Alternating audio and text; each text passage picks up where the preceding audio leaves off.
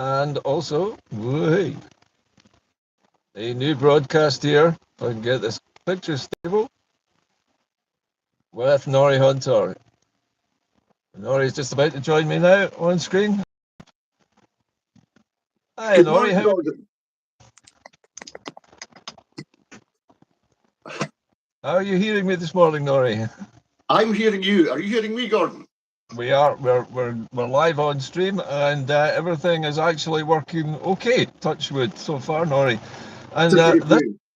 for both of us, I think this morning a bit of an historic occasion because for the first time since I started streaming, and I'm not sure about yourself, we've actually got some literally groundbreaking news to tell everybody today. Yep.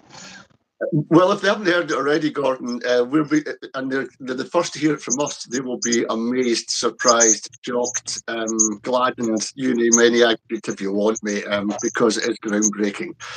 We've just taken the first steps in reclaiming the right of the Scottish people through international law. How are you feeling, Gordon? I feel like I've had a massive jolt of electricity shot through me yesterday. I know. Like I've been jump started, and my enthusiasm is at 11 on a scale of 1 to 10 at the moment. So yeah, feeling very energized by the news coming out of Salvo yesterday. I don't know if you want to tell the viewers what that news was, Norrie, so we can get a feel for what's actually happened. Yeah, well, I'll briefly go over what I interviewed Sarah Salyers yesterday because she had big news to tell, and that was she had gone to an international group. I can't remember what they're called offhand, but they're an NGO dealing with countries and liberation movements around the world, and seeing they've got a case, so they can then take it to the UN. Yeah, They found that every single piece of Salvo's work, and it is diligent work, Gordon. It is yeah, very detailed work. Fitted the criteria for going to the UN, i.e., we are a colony. Now, for people who don't know what that means, go onto Salvo's website, go into liberation.scot, and you'll find out what it is. But here's a wee taster of what a colonised nation is. If we want to see our own country, Scotland, play any sport and we're denied that opportunity by another country, that yeah. is colonialism. If we lose our language and lose the valuable resources of our country to another country, that is colonialism. That has happened on a grand scale. And now we're taking it back.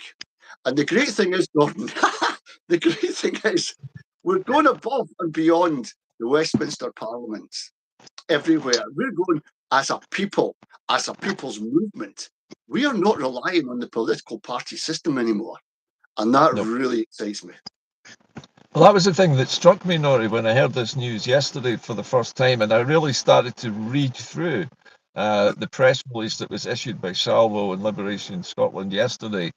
That this is the first time, I think, in Scotland's long, long history, and somebody pointed out to me yesterday, it's over 1,100 years of nationhood, that it's the first time in all of that the Scottish people have actually reached out beyond the shores of the UK to actually approach the biggest international law body that there is, the United Nations, have it Mhm. to have a ruling made on whether Scotland is a colony or whether it entered a so-called union of equals voluntarily. And I Mhm. think from what I've read of the response from Mhm. they can prove it. Otherwise, they wouldn't have accepted the case and would not be planning to take it to the UN. That's right, Gordon. There's precedents been made in the past. Since 1946, 47, when the UN was set up, they've dealt with colonisation, and they've got an actual a group there that a department that looks at these colonised nations. And we fitted into the criteria of countries that have been colonised. And we supersede all them, because we've got oil, we've got this, that, and the next thing.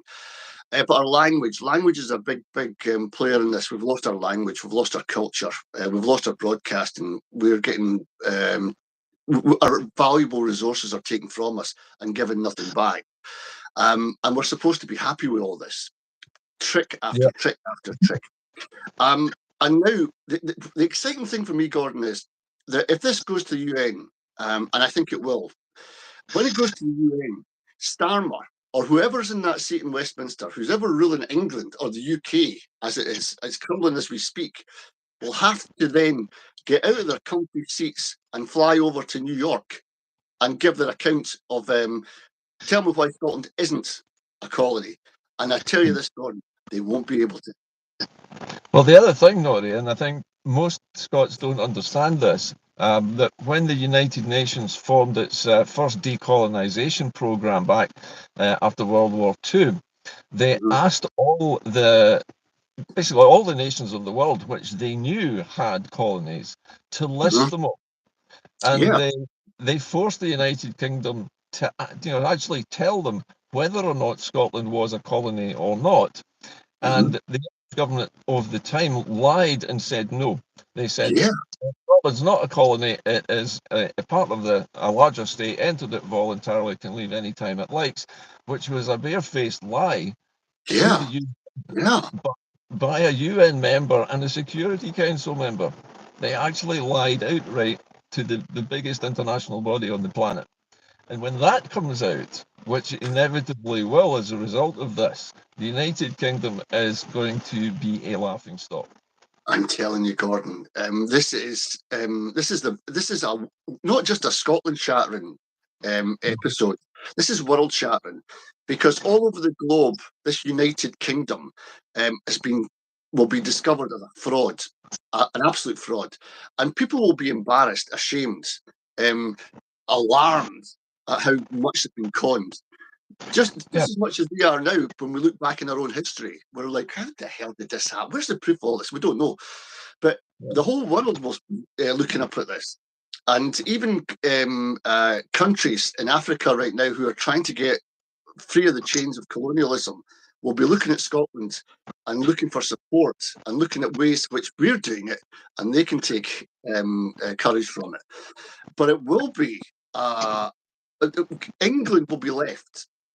And England will have no standing in this world. Here's for two reasons, and I'm just quoting people who have messaged me today, Gordon. Keir Starmer has wedded himself to this genocidal Israel debate. He's a libertarian. He's shutting off funds to the pensioners for their fuel allowances. It's typical libertarian model. If you can't afford it, you don't deserve it. That's what he's about. He's not liked across the world. He will not be liked. And I tell you this, Scotland has so much love and affection across. And why is that, Gordon? Why is it we become more Scottish when we're abroad? It's because we're allowed to. Also, I don't think we become more Scottish. We're just recognised as Scottish and not British by other nations. I think that's right. I think you're right. But we do get a sense of pride because when we're away abroad, we don't have a burden on our shoulders that we have to say UK, Britain, but after all, our context. We don't even have to say we're Scottish. The very fact that we're there and they hear our language, that's enough. We no longer have to cringe when we mention the words UK or wave a passport that has the Union flag on it instead of a Scottish saltire. Which is really the ultimate humiliation for any country, is to have somebody else's flag on your driver's license or your passport. Gordon, can you imagine, just for sake, like say Norway had to use Sweden's flag? Can you imagine that country accepting that? It's bizarre. It can't. And the thing is, Norrie, also that when this news came out yesterday, the response from the NGO listed all the things that they thought SALVO and Liberation Scotland had done perfectly. They felt, and I'm quote here, that they said that they are convinced and they commended the strength of our arguments. Yes. Now, nobody in that situation, in an organisation like that, is going to say that unless they're going to take that case. They also said that they are now convinced that we have argued convincingly, they said, that Scotland was annexed in 1707. They accept that this is the case. Again, that means when they take this case to the United Nations, and incidentally, somebody corrected me yesterday, this is not going to happen in Brussels. It's going to happen in New York at the HQ of the United Nations. And not only that, but this petition is going to be delivered to the Secretary General of the UN. I know. That's the C24 group, which is the decolonization department of the United States. So it's a huge deal. And not only that, it's going to happen in America, the one place where Starmer does not want to be humiliated. Yeah, it's when you try to encapsulate it and try to process it, Gordon. The only feeling I can have anything near this of excitement is back in 2014, and that's the same time when the power was in the people's hands. Even if it was for just a day on that referendum day, we had that power in our hands to mark our future. We went the wrong way, but I don't think we did. I think the referendum was rigged. I think there was all kinds of shenanigans going on there. And knowing what these people down in Westminster have been up to since then, I'm even more convinced they were up to their necks in rubbishing the poll, the vote at the referendum. There were other things mentioned by the NGO. By the way, the name that you were reaching for earlier on is French. Justice pour tout international. Justice for those in the international field, basically other countries. And it is a justice organisation. That's an interesting term. But what they say is that there are several conditions which Scotland's petition has to meet. And in my opinion, at least having read through them all, it meets every single one. The first one is you should be geographically separate from the administering power. Well, that's obvious. We should possess distinct ethnic, cultural, and linguistic characteristics. Well, we've already spoken about that. And we lack a full measure of self-government. Well, that's what devolution is. It's self-government without the powers necessary to be a nation. And then they went on to say, we should also note that the country concerned should lack meaningful parliamentary representation. Yeah. With the tiny number of MPs that we're allowed to have in Westminster, which is what, 59? Out of 600, we have no meaningful representation. The erosion of Scotland's constitutional distinctiveness, now that was a hard one to actually grasp, basically blurring the edges of Scotland's identity so that it seems as though it is the UK, that it's no longer Scotland. And that we know has been done for 3 centuries. And the final condition, if I read this over the top of my steering wheel, is that the UK suppresses the right to self-determination. Now, I said yesterday, and this is true, that the UK recognises that Scotland has the right to self-determination, but will not allow us to exercise it. It's a bit like that line in Shrek, where they're hanging from chains on the wall, and he says, "I have the right to remain silent." And he says, "Yes, but what you lack is the capacity." It's a bit like that. Scotland lacks the capacity to actually to exercise that self-determination. And that clearly shows that we've met all 6 of these criteria. Right. And the thing is, Gordon, just as you were speaking, I was thinking... Still there, Norrie? Yeah, I'm still here. It's a little bit there, sorry. Yeah, the geographical, we're northern, we're colder, we're a different community, we're left of centre, although you wouldn't believe it from the way the Parliament's moving, but we are generally. Ethnic culture, you can see we wear tartan and kilts, and we've got a great tradition of poetry, music, Celtic connections. A lot of stuff is happening, Gordon, that people can look in the window and say, yeah, that is different. And don't underestimate our music, because that tells us all about us, because music reflects us. That's who we are. Lack meaning of identity. Well, we don't really, but in terms of a world stage, if you go back to passports and things like that, even when you scroll down looking for your country, when you've got to fill in a form or something, and you've got to go right to the bottom, UK. I want Scotland next to Senegal and Somalia or wherever it is in Saudi Arabia. I want Scotland in there, but we don't. We're denied that. We're denied that. that's the erosion of our constitutional distinctiveness. That's That's us right. having our national identity removed against their wishes, basically. So Correct.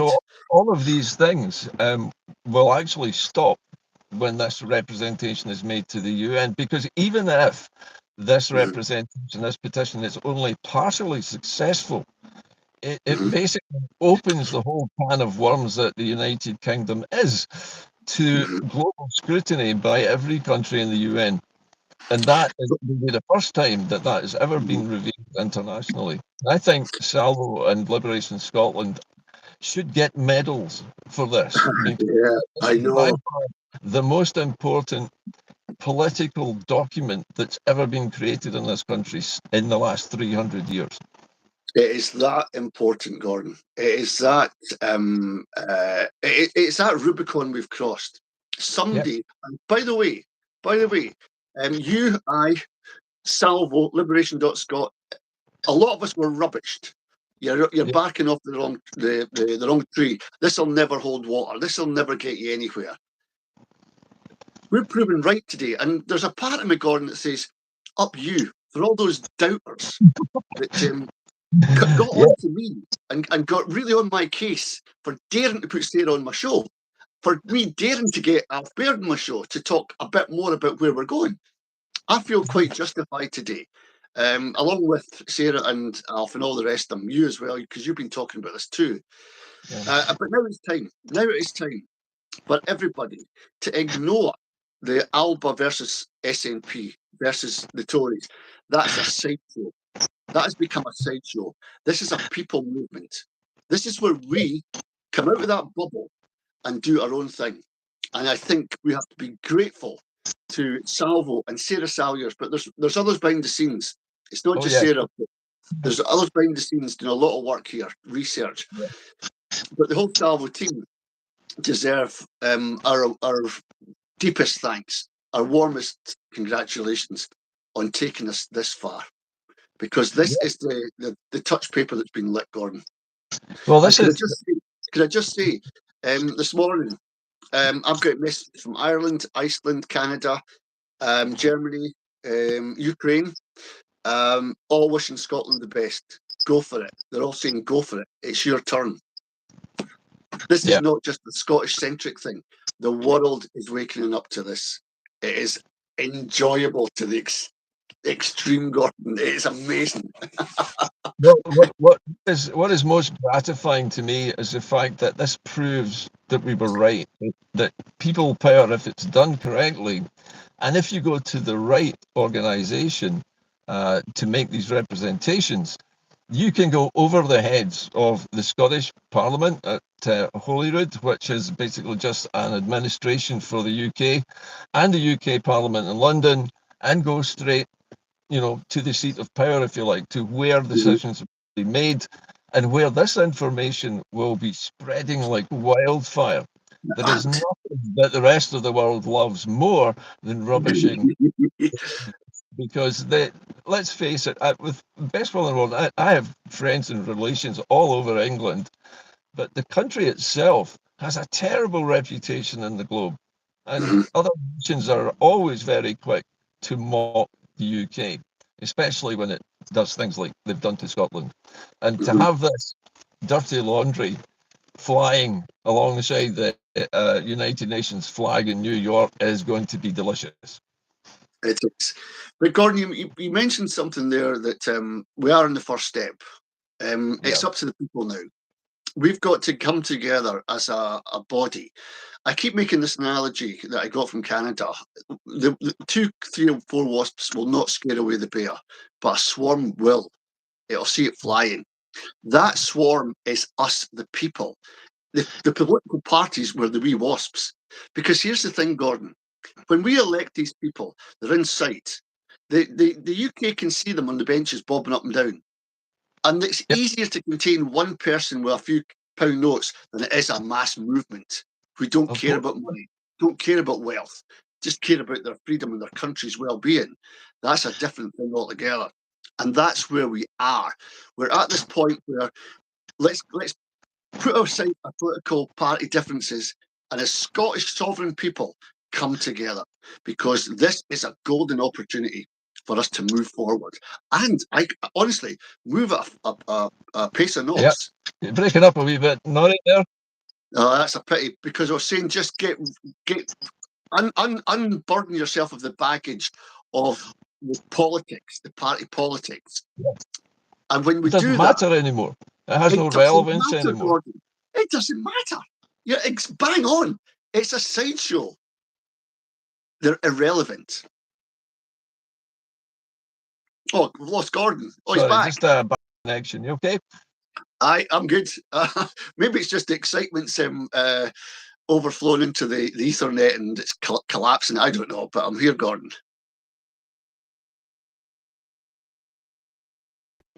Hey, Norrie.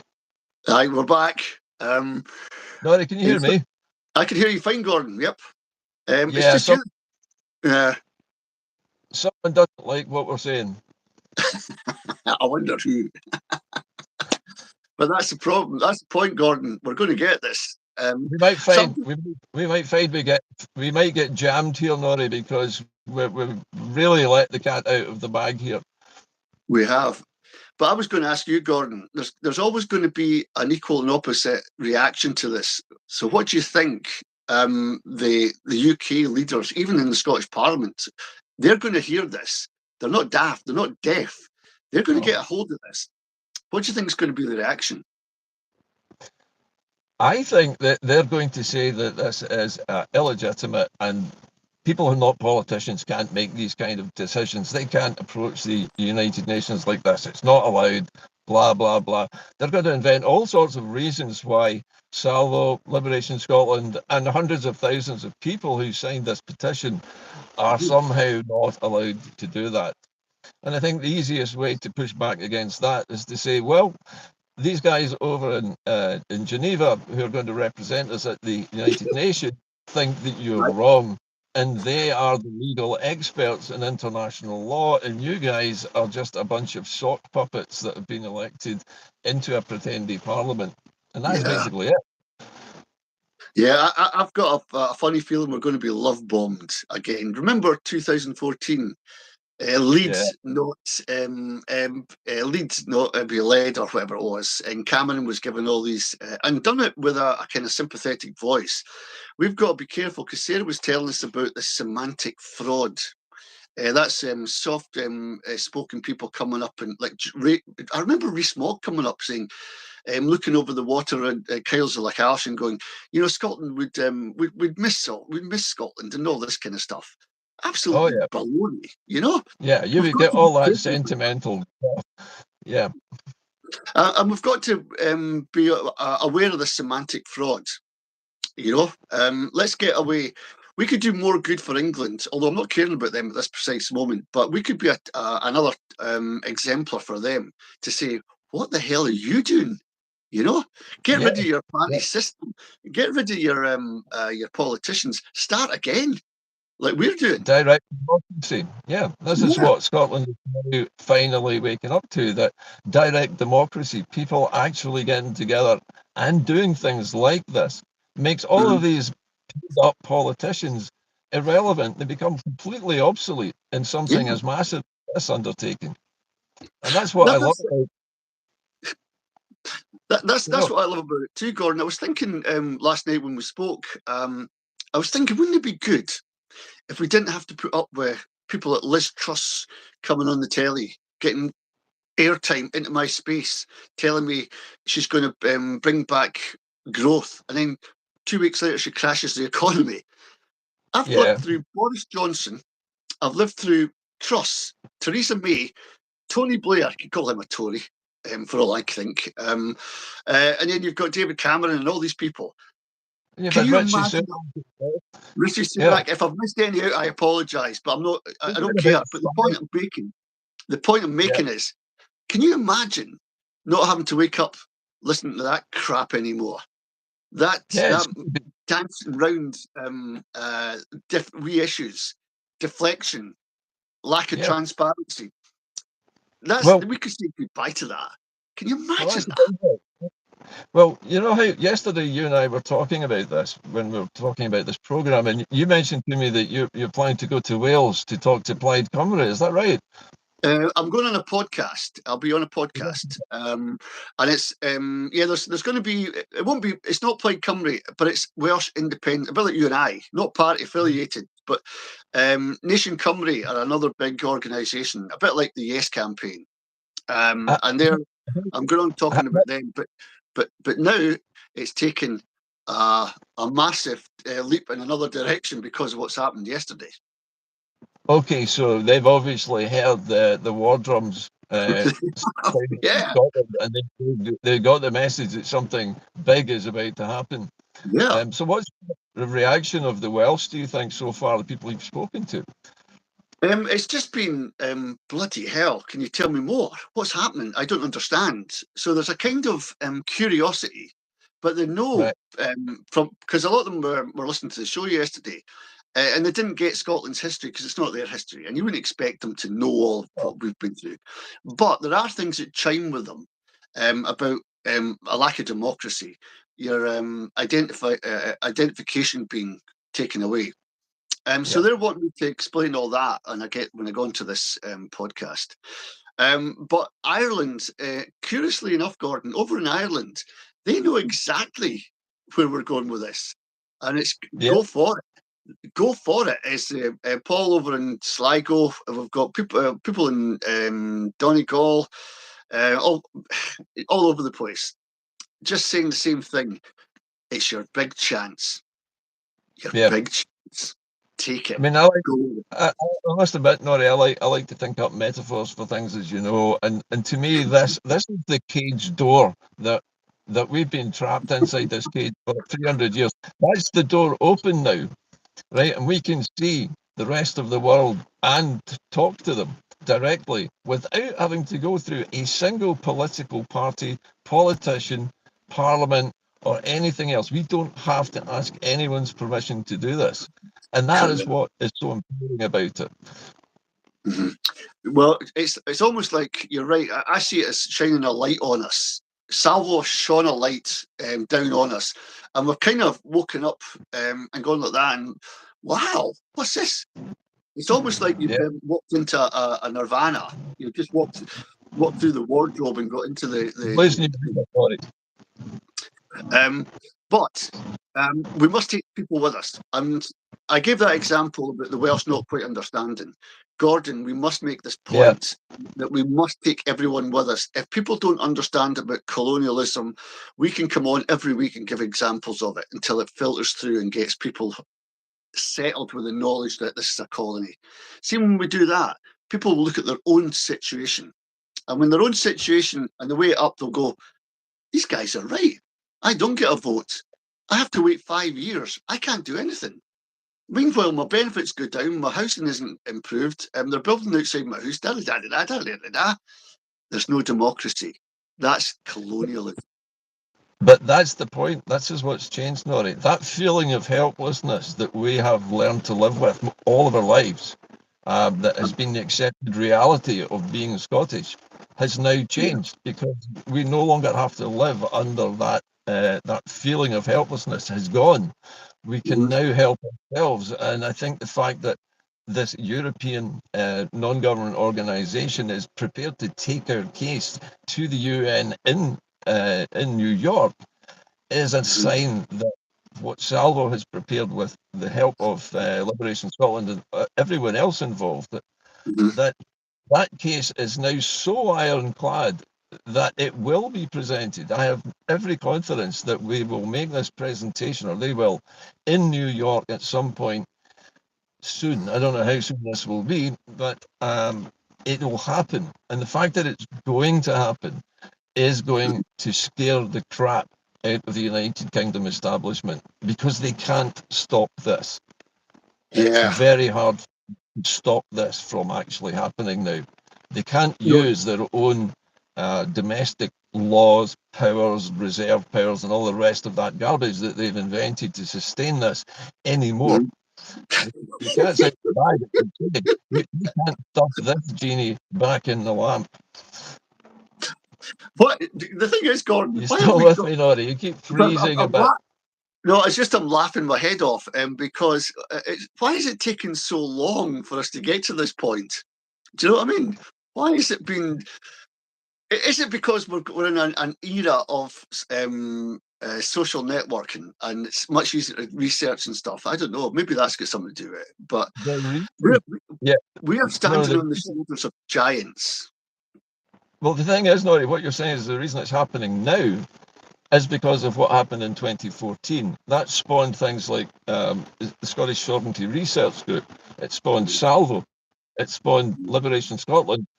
It spawned All Under One Banner and countless other groups. And it's all of that that's combined together to make this happen. And it's the support that people have given to SALVO and Liberation Scotland that has pushed it and has made it possible to do this. There will be more for us to do.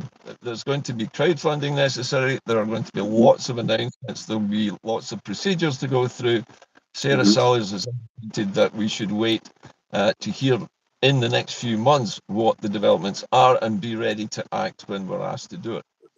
That's right. We have to be ready. So that means you talk to people about this. You share this broadcast we're doing. Get it out to people. Make sure that you can invite or yourself can go to a SALVO meeting in your area. Check out where they are, because the one thing the British state is good at, Gordon, is dividing us. But if we stick together, if we can get it to our meetings and galvanize this movement, and I'm talking about galvanizing it, see it grow and grow and grow, and get the narrative, the way we speak to each other. We speak about colonization and we speak about post-colonial theory as well. It's not a difficult concept. It just means what you would like after colonialism. Where would we be? Would we have land reform? It's all those brilliant things we talked about in 2014 that to entice people to vote independence. We're going back to that, because if we, and one of the great things is this parliament in Holyrood, if when we're independent and we go back to our own constitution, by the way, our constitution is on SALVO's website and it stood the test of time. And if we go back to that, it shows you we're all sovereign and we can take down a government that doesn't work in our interests. That SNP mob would be gone long ago for their GRR, their bottle return scheme, and all that garbage. They'd be out, Gordon. And here's the thing: everybody in Holyrood would be out, and a fresh new intake of completely new faces will be there, whose interest is not in party politics, but whose interest is in rebuilding the country into something fresh and changing the way the country is run and changing how our natural resources are both managed and distributed to benefit the population instead of the corporations. And the very first thing they do when they're taken into that parliament, Gordon, is they give an oath to the people, people of Scotland, not some foreign Egypt that waltzes, struts about the world in this helicopter and can, we know all about him. He's a fraud. They're a fraud. The royal family's a fraud. The UK is a fraud. The only thing that's real and tangible about the whole thing is Scotland itself. This is it. We're an ancient nation. We've been denied that status as an ancient nation. And we're the one true thing that's in amongst all this mess. A created UK garbage, a constructed royal family, a city of London. That's all fake, But the real thing is Scotland. It's real. Well, the other thing, I think we must remember this, because up until yesterday, everyone in Scotland, you and I included, every activist, every politician, every blogger, we have all been constrained to operate within this UK bubble that we've not been allowed out of. And that's what's bred the hopelessness into us. But what's actually happening is, thankfully, the United Nations is still intact. And so far, at least, Donald Trump hasn't managed to screw that up yet. But so long as the United Nations exists, and Scotland is still a distinct country and is ripe for decolonisation and has the right to self-determination, we can get it. But we can only get it by not listening to our politicians, not listening to England's politicians, and totally ignoring all of the restrictions that have been keeping us repressed and suppressed for 300 years, that's been lifted like a dead weight off the entire country yesterday by this one single event. It's that massive, Gordon. It's that powerful that we can't even quantify it in terms of where we're going with it and what's happened. It's something we could take 5, We're still 10 struggling a wee bit with your side there, Norrie. Well, we're struggling to process this and quantify how big an event this is. But once we, over the next few weeks and months, settle down on it and look at it in the plain light of day, we'll see that Scotland has a case. Yeah, your sound's breaking up really badly, Norrie. Oh, that's a pity. That's a shame. Is it still there, Gordon? Still? It's very intermittent. I'm getting a lot of interference on your side. Well, I wouldn't be surprised. I'll just move the phone about if that's any better. A little bit as well. I've got you back now. Right, that's good. I'm in the Can you hear me, Norrie? Yeah, I'm saying, Gordon, that we need to get. We talked about political parties being out of the system, but to get this credible, it would be good to have political parties following the people. And here's the thing I love about it. If you don't follow the people, you are dead, you are lost, you are gone. For so long, we've had to follow the political parties. We put our faith in Nicola Sturgeon, didn't we? Where did that get us? Put our faith in John Swinney. Where is that getting us? Nowhere. But I don't know, Gordon, I'll ask you this. Have you got any faith in the political parties coming on board with this, knowing their track records? The thing I would say about that, Norrie, is it doesn't matter a toss anymore. Those parties, whether they get involved in this or not, is irrelevant. Because what's just changed is that they've lost all their power over this process. They've lost all the agency that they once had. The people of Scotland have taken control of this narrative and have basically fired a rocket message out to the United Nations, and it's been received, and it's going to be presented in New York at the head of the United Nations to the Secretary General of the United Nations, no less. There's no higher authority on the planet who could hear this.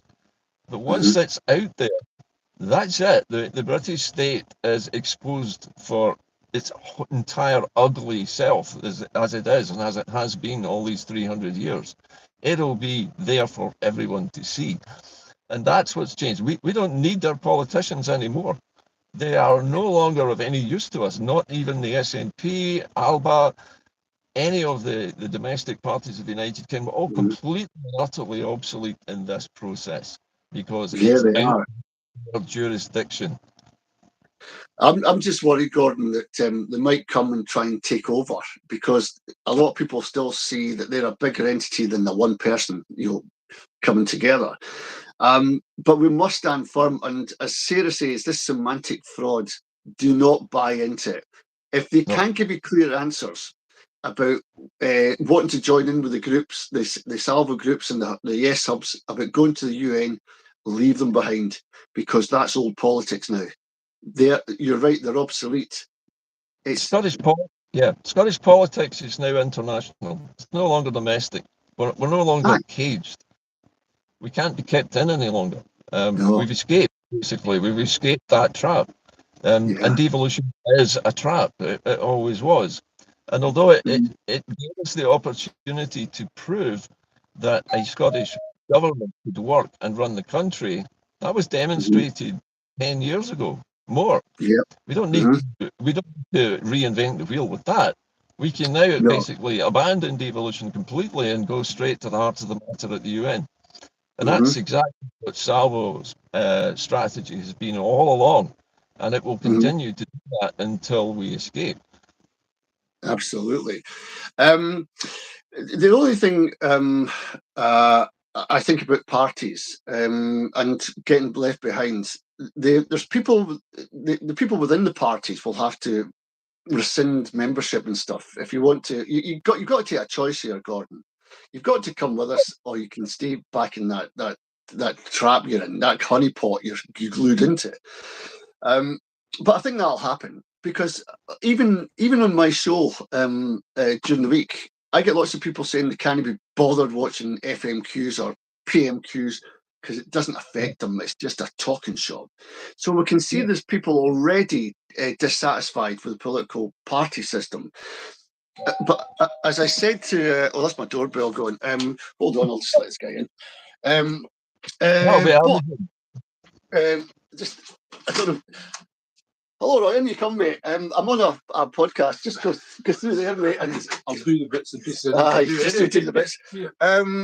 The thing about the parties and the situation where we are, you're going to get people who are desperate to get this news. You're going to get people who are a bit sceptical about this, and you're going to get people who are going to go get lost. There's 3 different types, so it's up to us who are keen on this to get the other 2 types and start talking to them. Yep. Don't go through the political parties. Don't message your MP. Don't look to the Parliament for answers. It's not going to be there. It's obsolete. It's up to us at every level, Gordon, to get ourselves together. Well, you and I know, Norrie, because of the mail that we get, that there are committed long-term SNP members who are now telling us that they are going to support this initiative. Regardless of their own party affiliations, they're getting behind it. Now, if enough people, and remember, they can stay in their parties. Yeah. If there are enough people in those parties who back that proposal, it will gain traction within those parties. And when the politicians, remember, politicians will stick their finger in the wind to see which way the wind of change is blowing, and they will go in that same direction. And that's right. When you start to see the political parties saying, yes, we think this is a great idea, and well, we commend SALVO for doing this, but we're going to take over from now on. And this is what you were actually warning about earlier on in your comments.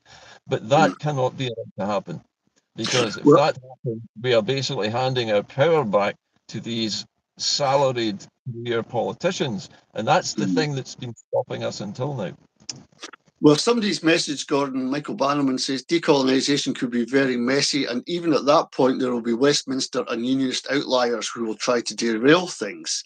Again, I think Michael's looking at the political bubble that operates rather than the people. Well, I'll go back to this again, Michael. When the people start moving, it is a massive, massive movement. When you're up one person representing the movement, then you're in a parliament and they can see you and they can control you. We are uncontrollable as a movement, as a people. Yeah. And that's the difference. And I think you've made the point as well, Gordon. These people are going to be left behind. We don't have to worry about Keir Starmer, Westminster, MI5. How are they going to stop a movement? They can't. The thing is, can I just say this final piece, Gordon, that independence for any country has never been done by a political party. It's been done by the people. And this is our time. I mean, there's been about 3 or 4 different methods used by other colonies to particularly get the British state out of their territories. But it's always come because of the people voting for people who actually do it, rather than voting for people who say they might do it one day, if the weather's nice and they feel like it. We are not in a position now where we need to wait for anybody.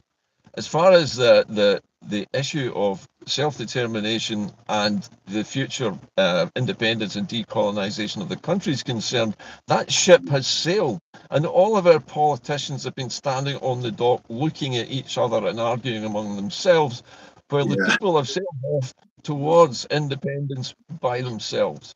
And another analogy that I'd like to make is they have missed the boat completely. They're not going to get on it.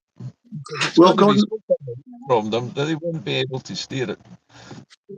Well, Gordon, I remember doing a live broadcast to Edinburgh, and Sarah and Colette Walker and others, and some European friends that they had came over, and had distilling directive to deliver to Bute House.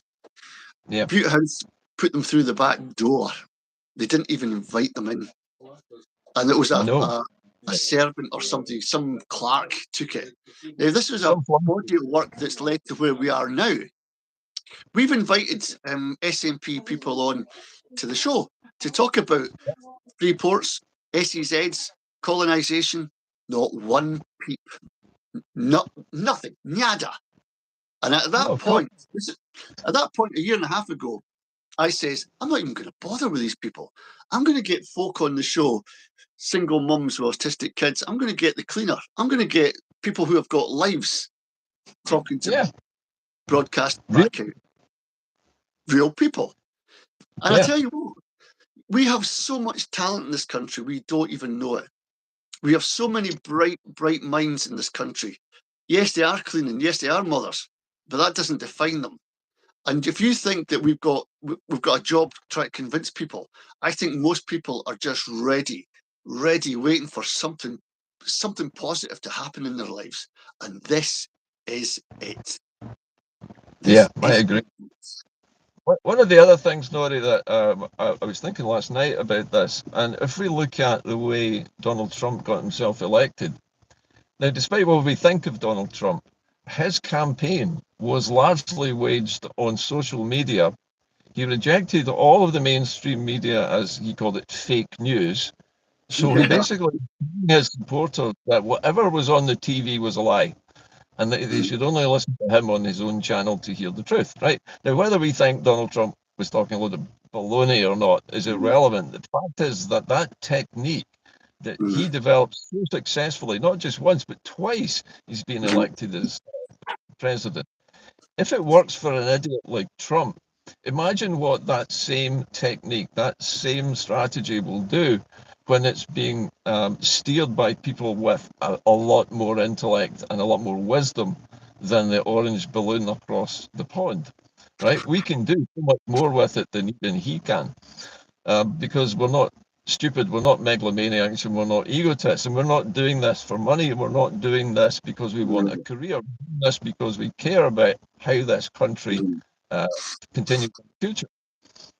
I think there's some merit in that, Gordon. Although I would say the American system is two big parties getting funded by international conglomerates to slug it out with each other.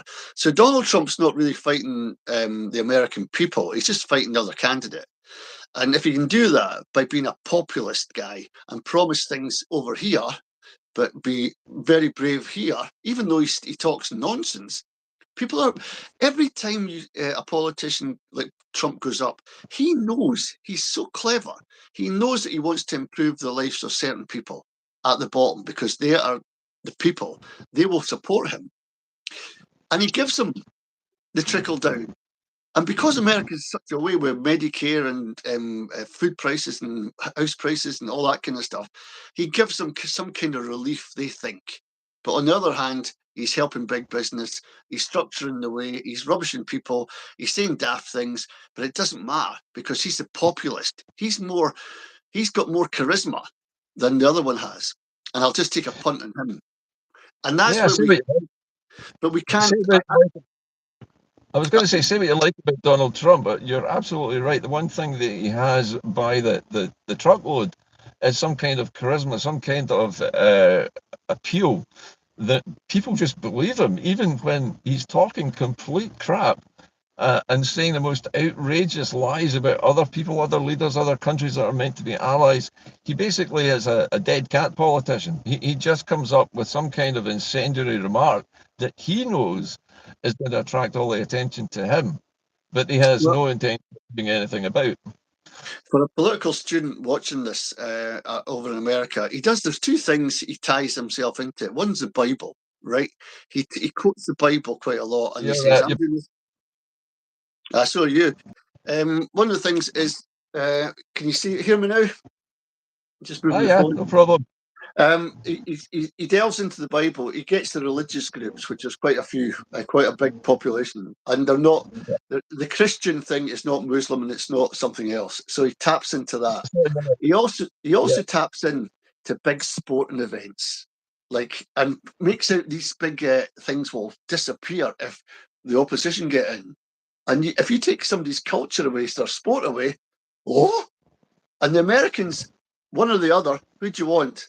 If he's going to save the baseball from going bust, if he's going to put money into bloody blah, I'm for him. And it's deflection again. It's bread and circuses all over the place. Do you know what I mean, Gordon? It's not good politics. And I think the way we're doing it just now, I think a covert manoeuvre on this, because Sarah won't get any.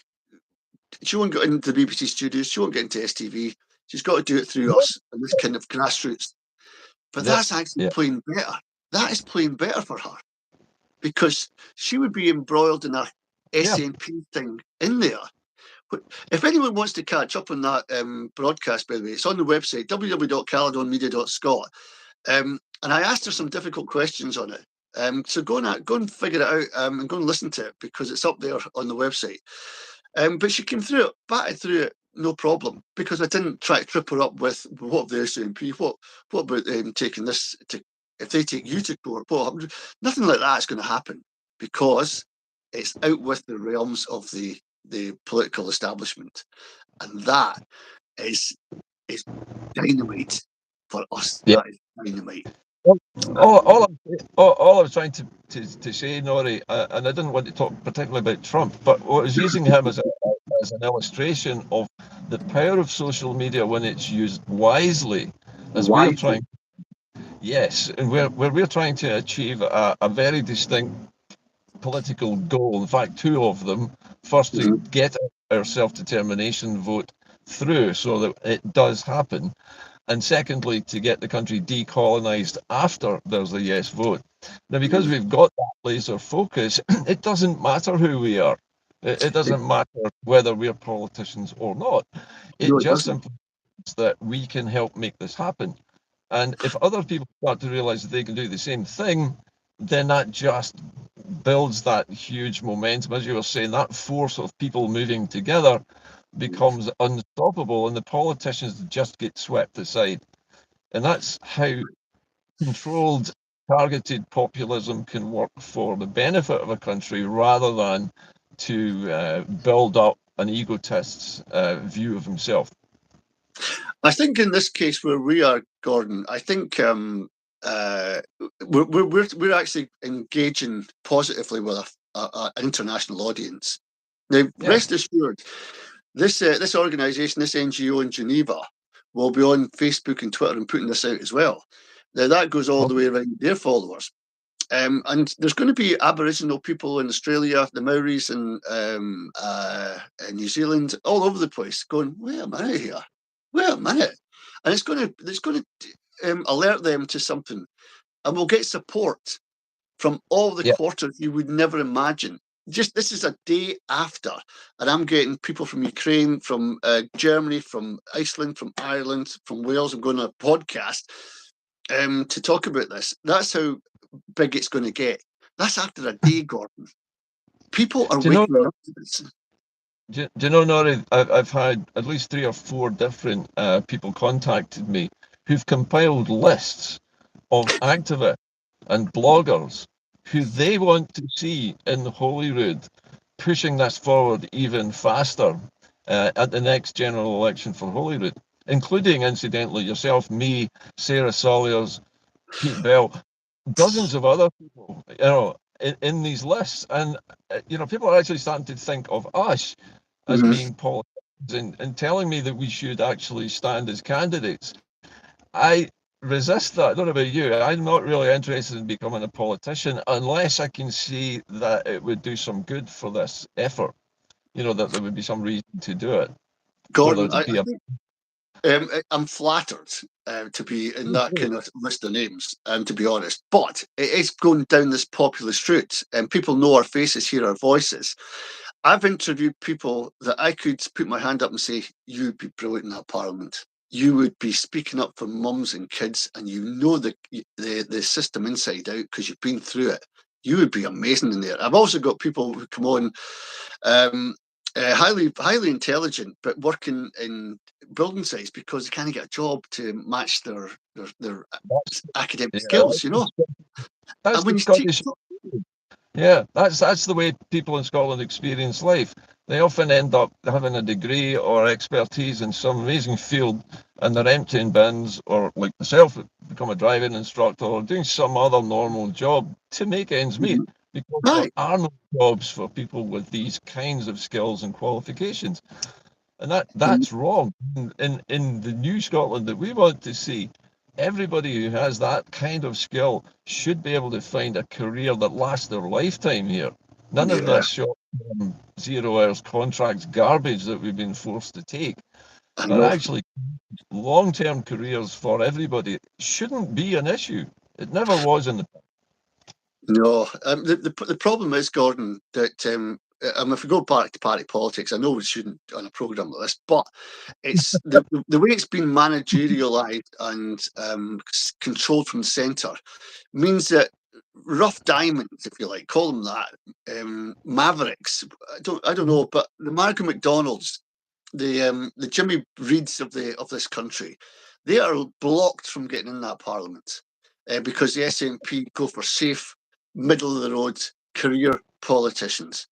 And they go in there and they flatter to deceive, and they haven't got a grasp of the issues. For goodness sake, my friend Dr. Lynn Tammy Connolly walked from Montrose to Edinburgh to meet with Emma Roddick for a point of issue that she thought was very important and the SNP had been neglected.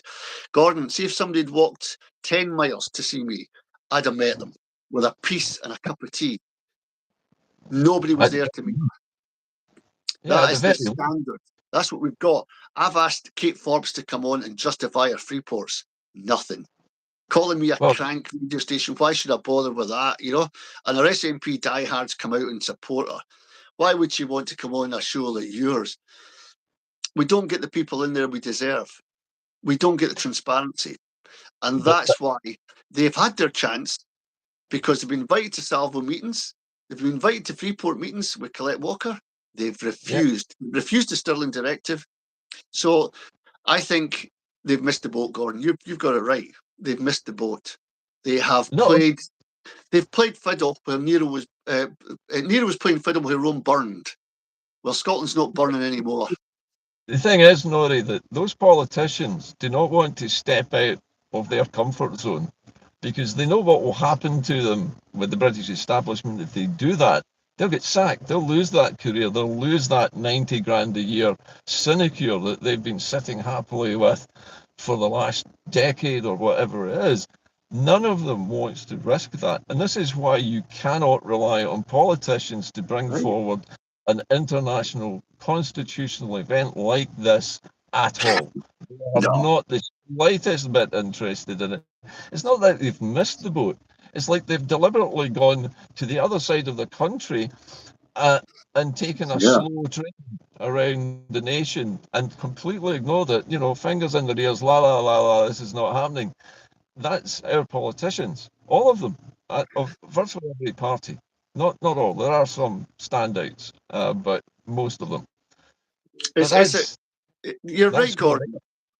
One of the markers of that, if you were to take any of those politicians and make them work for a living rather than being a politician, what would each of them do? None of them are good at anything, are they? Really? Do you know, they'd be in Tesco's doing the counter, all that kind of stuff. Yeah, they'd have to have the lives that we have, Norrie. Aye, exactly. Scraping a living to pay the bills. I would like to end this programme, Norrie, on a really optimistic note. It's very easy to start complaining, isn't it? But the thing is, we don't have to complain anymore.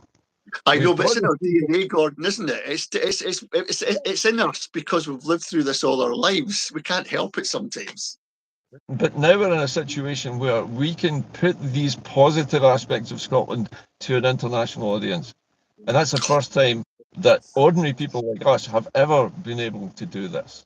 And for that, I will be eternally grateful to SALVO and Liberation Scotland, because Liberation Scotland, if you think about it, has done exactly what its name suggests. It's liberated people from their colonised mindsets.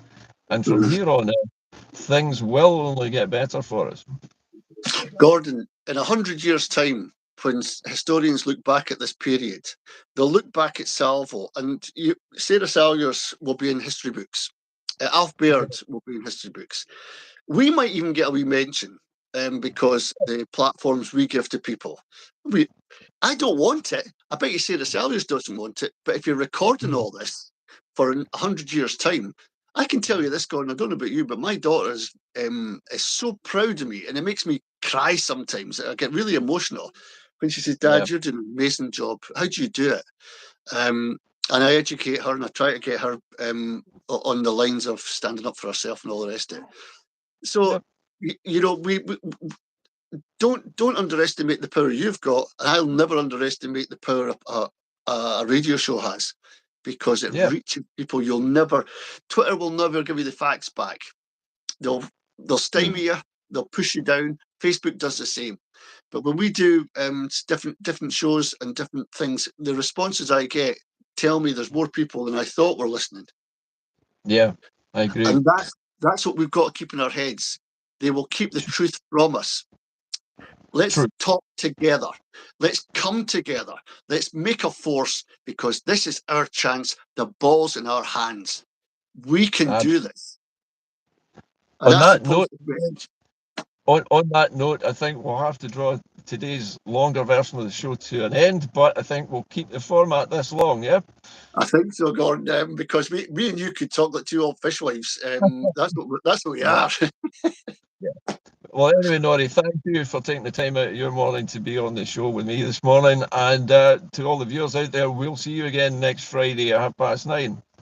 Haud my Jaiket, Gordon. Haud my Jaiket. All the best. See you then. Bye-bye for now. Bye now. Bye-bye.